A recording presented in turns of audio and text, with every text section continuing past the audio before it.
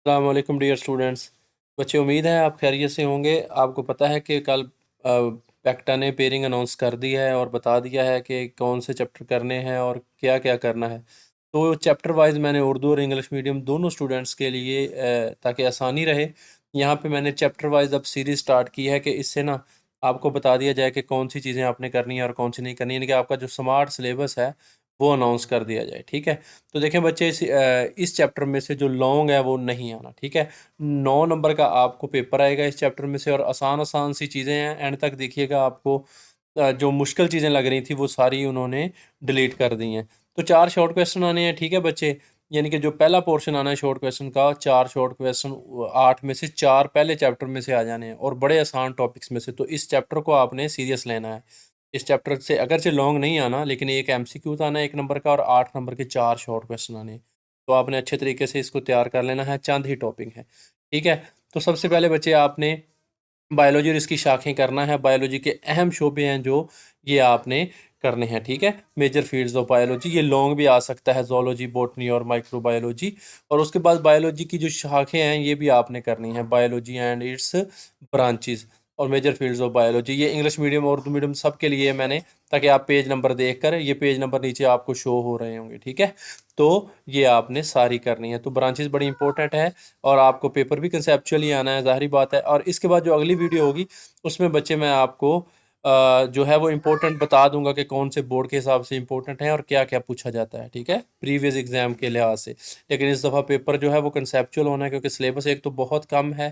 ठीक है, और रटा सिस्टम से भी उन्होंने बच्चों की जान छुड़वानी है, तो इसलिए वो पेपर कंसेप्चुअल बनाएंगे। तो वो वीडियो भी आप लाजमी देखिएगा। तो ये यहाँ पे ये आपने सारी चीज़ें करनी है। ठीक है ना, और उसके बाद बच्चे, relation of biology with other sciences, ये आपने नहीं करना। ये इंग्लिश मीडियम के पेज नंबर 8 पे है। ये इस दफ़ा आपने नहीं करना। ठीक है, तो ये जो शाखें हैं ये उनकी ही कंटिन्यूशन है। ये तो आपने ज़ाहिर बात है बायोलॉजी की करनी है, ये करनी है। तो बायोलॉजी का दूसरे साइंसी इल्म से ताल्लुक, ये आपने काट देना। देखें, मैंने इस पर क्रॉस लगाया, तो आप इस टॉपिक पर 1.2 पर यहाँ पे अपनी बुक पे भी क्रॉस लगा सकते हैं। इतना बड़ा क्रॉस ना लगाइएगा, कोई दूसरा भी बुक इस्तेमाल कर सकता है। उसके बाद बच्चे, ये वही चीज़ें जो 6-7 थी कि बायोलॉजी का दूसरे साइंसी इल्म से ताल्लुक, relation of biology with other sciences, ये आपने नहीं करना। अब आपके लिए आसान होगा, क्योंकि लॉन्ग नहीं आना, तो उन्होंने सारे लॉन्ग उड़ा दिए। आगे बायोलॉजी से मुंसलिक पेशे, ये 20 पेशे थे बच्चे, ये बच्चों के लिए बड़े मुश्किल थे, तो ये भी आपने नहीं करने। कैरियर्स इन बायोलॉजी, बायोलॉजी से मुंसलिक पेशे, ये उर्दू मीडियम के पेज नंबर 9 पे है, टॉपिक शुरू हो रहा है। ठीक है, और इंग्लिश मीडियम के भी ये यहाँ पे शुरू हो रहा है पेज नंबर 10 पे। तो ठीक है, ये आपने नहीं करना। और उसके बाद बच्चे, ये वही हैं कैरियर्स इन बायोलॉजी बच्चे, ये आपने नहीं करने। मेडिसिन, सर्जरी वगैरह और सारे जो थे ये नहीं करने। ठीक है, इनमें से कंसेप्चुअल पेपर बन सकता था, मुश्किल भी बन सकता था, लेकिन उन्होंने काट दिए हैं। ठीक है, तो ये नहीं करने। अच्छा, Quranic instructions to reveal the study of life, ये आपने करना है। ठीक है बच्चे, एक किसी भी आयत का वो तर्जमा पूछ लेता होता है, या इसमें से ये वाला एमसीक्यू बन जाता है कि जो वाटर कंटेंट है बॉडी में, वो कितना है, कितनी रेंज है उसकी मुख्तलिफ जानदारों में, या इससे आप इसको अच्छे तरीके से पढ़ेगा, या अगली वीडियो में मैं बता भी दूंगा। ठीक है,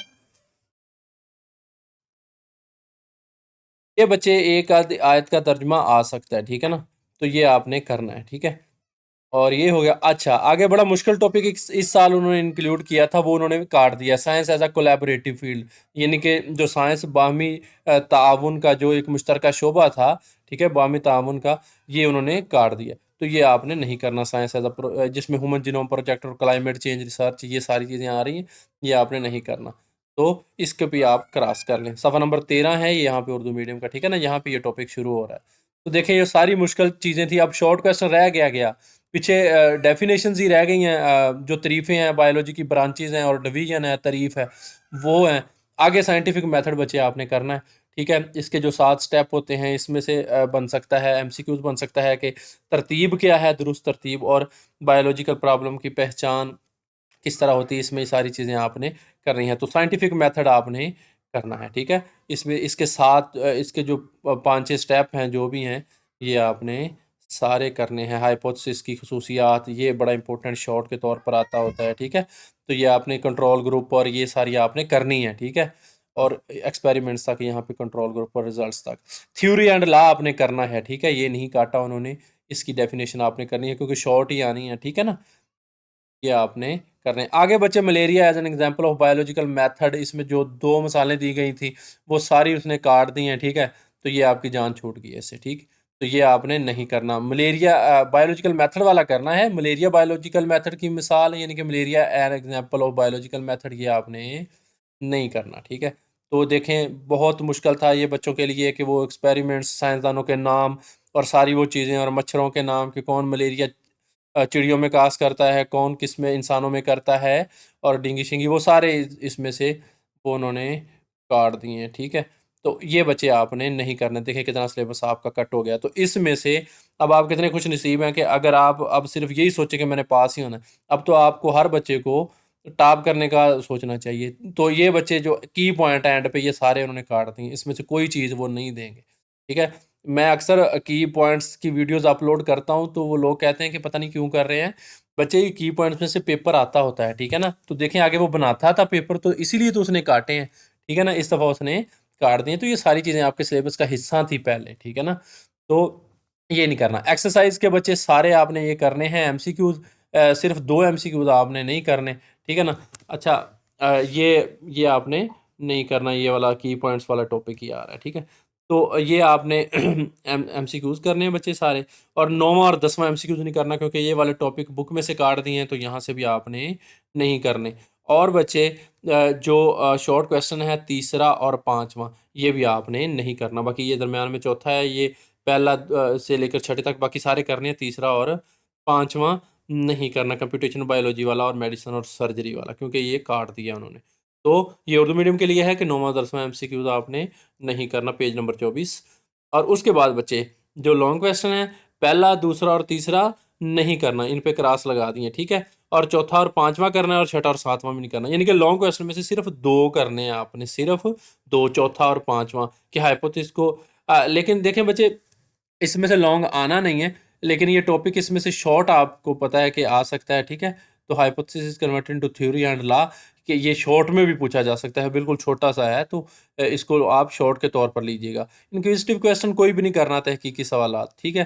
तो ये उर्दू मीडियम वाले बच्चे भी यहाँ पे देख लें कि जो तीसरा शॉर्ट क्वेश्चन है और 5वां शॉर्ट क्वेश्चन है, वो नहीं करना, और लॉन्ग क्या है, आपने सिर्फ़ चौथा और 5वां ही करना है, उसके अलावा आपने कोई लॉन्ग नहीं करना। तो बच्चे ये कुल मिला के आपका सिलेबस था, जो कि शॉर्ट किया गया है, ठीक है?